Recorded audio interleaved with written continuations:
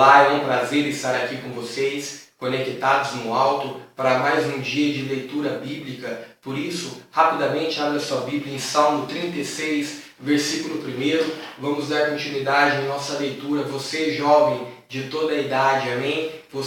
É para você essa palavra, por isso se conecte e esteja atento nesses próximos 10 minutos em excelência para o nosso Deus. Diga assim, 36, versículo 1. A transgressão do ímpio diz no íntimo do meu coração, não há temor de Deus perante os seus olhos. O salmista aqui está dizendo, e era Davi, que através das atitudes dos ímpios, através das transgressões, que significa quebra de princípios do reino de Deus, ele observava essas pessoas e ele tinha certeza no íntimo do coração dele que não havia temor algum sobre essas pessoas. E no dia de hoje não é diferente. Olhamos atitudes de pessoas no mundo aí afora e vemos que essas pessoas, ela quebra totalmente os princípios do reino de Deus, ela transgride esses princípios, essas leis, e ela não tem temor algum a Deus. E se ela não tem temor a Deus, ela não tem temor de nada e nem de ninguém, e ela não respeita nada e nem ninguém.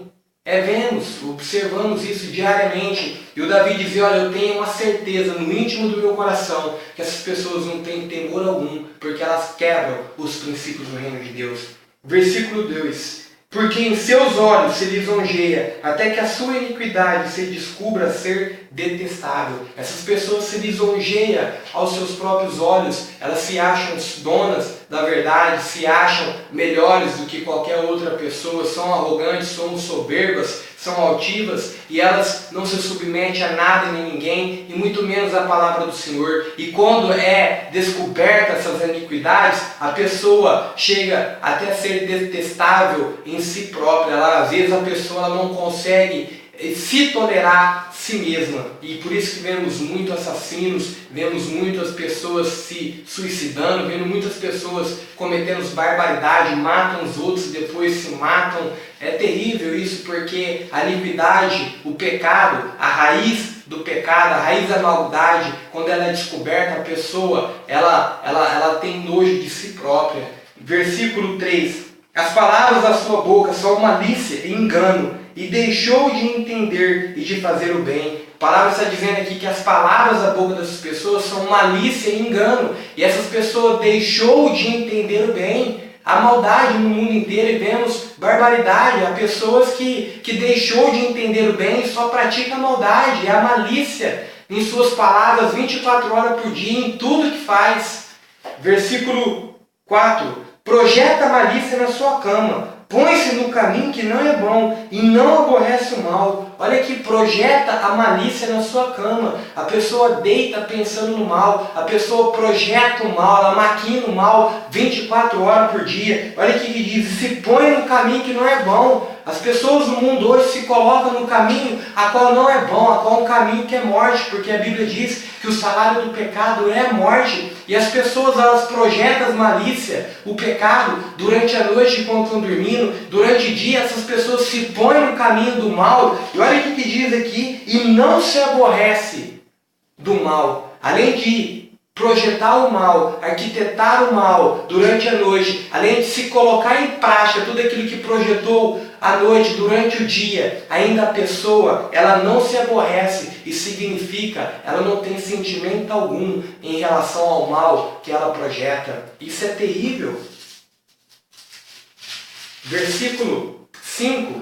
A tua misericórdia, Senhor, está nos céus, e a tua fidelidade chega até mais exelsas nuvens. A tua justiça é como as grandes montanhas, e os teus juízos são um grande abismo. Senhor, tu conserva os homens e os animais. Aqui o salmista está falando que a misericórdia de Deus ela é enorme, que a misericórdia de Deus é grandiosa. Amém? Para a minha vida e para você. Há um versículo que diz, certamente a bondade e a misericórdia me seguirão todos os dias da minha vida. Esse é o Salmo 23. Diz lá que certamente saiba que a bondade e a misericórdia do Senhor vai nos seguir diariamente. Por que a palavra de Deus diz a bondade e a misericórdia. Para que possamos receber da bondade do Senhor, primeiramente temos que receber juntamente a misericórdia, porque todos nós pecamos, todos nós temos a tendência a permanecer no mal. Somente através da misericórdia do Senhor é que Ele nos resgata em amor, e somente nessa misericórdia desfrutamos do amor, da bondade do nosso Deus para com nossas vidas. Versículo 7. Qual preciosa é, ó Deus, a tua benignidade, pelo que os filhos dos homens se abriga à sombra das tuas asas. Olha, quão preciosa é a tua misericórdia, a tua bondade, que os filhos dos homens se abrigam debaixo das suas asas. Salmo 91 diz também: aquele que habita no esconderijo do Altíssimo descansa à sombra do Onipotente. Isso fala de uma proteção paternal sobre nossas vidas, uma paternidade de Deus para com nós, do cuidado de Deus, do descanso de Deus, da proteção do Senhor, porque Deus, Ele é Jeová Jireh, Ele é o Deus que provém todas as coisas sobre nossas vidas, e principalmente a proteção, a saúde, a finança, enfim, Ele nos respalda de tudo porque Ele é um Pai, amém? E o salmista diz assim: quão preciosa é, Senhor, a tua bondade. Versículo 8: eles se fartarão da gordura da tua casa e os fará beber da corrente das tuas delícias.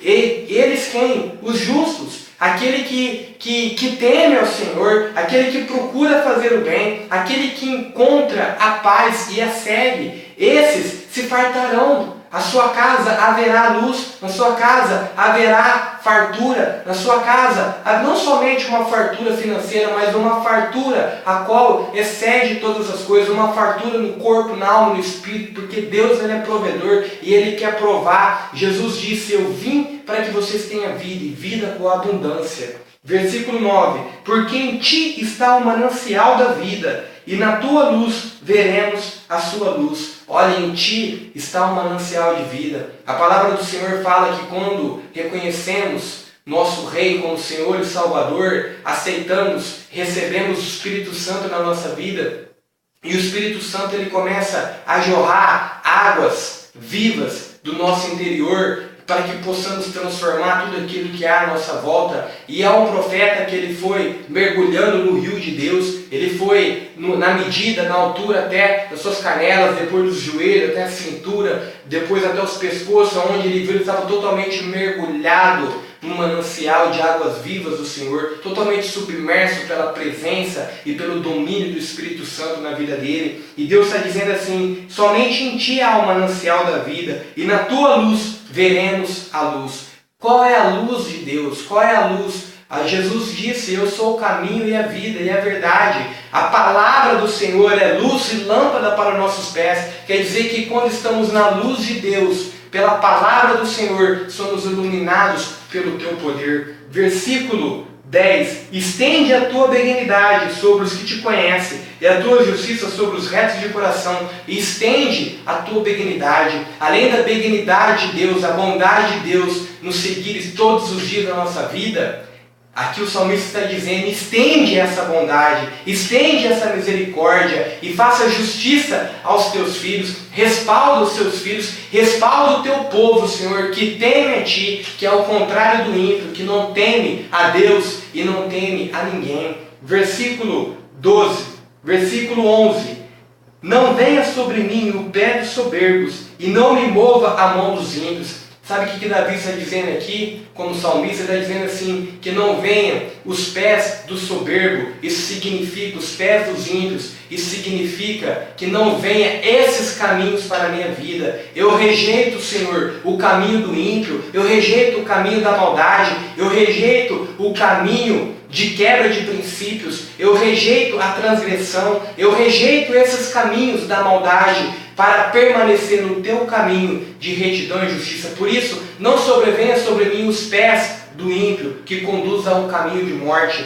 E ele diz aqui: e que não me mova a mão dos ímpios, porque na mão dos ímpios há engano, há maldade, há todo tipo de iniquidade, de pecado. E ele diz que não venha sobre mim os pés, que é os caminhos dos ímpios, e que não venha sobre mim as mãos dos ímpios, que é a maldade, que é a mentira, que é o engano, que é a falcatrua. Amém? Versículo 12: Ali caem os que praticam a iniquidade, cairão e não se poderão levantar. Deus está dizendo que todos esses que escolhem esse caminho de maldade, que escolhem esse caminho de iniquidade, cairão, porque eles quebram princípios do reino de Deus, porque Deus é amor e Ele ama aquele que permanece no amor, Ele ama aquele que pratica a justiça, Ele ama aquele que reconhece que Ele é Deus acima de tudo e acima de todas as coisas, Ele ama aquele que recebe da bondade e que recebe da misericórdia de Deus, porque reconhece que sem Ele nada podemos fazer. Jesus disse aqui nessa terra, sem mim nada podeis fazer. Essa é a humildade que o Senhor quer para cada um de nós, para que possamos ser justos diante dele. Esse é o primeiro princípio, reconhecer que Ele é Rei e que Ele reina e que Ele é soberano sobre tudo e sobre todas as coisas.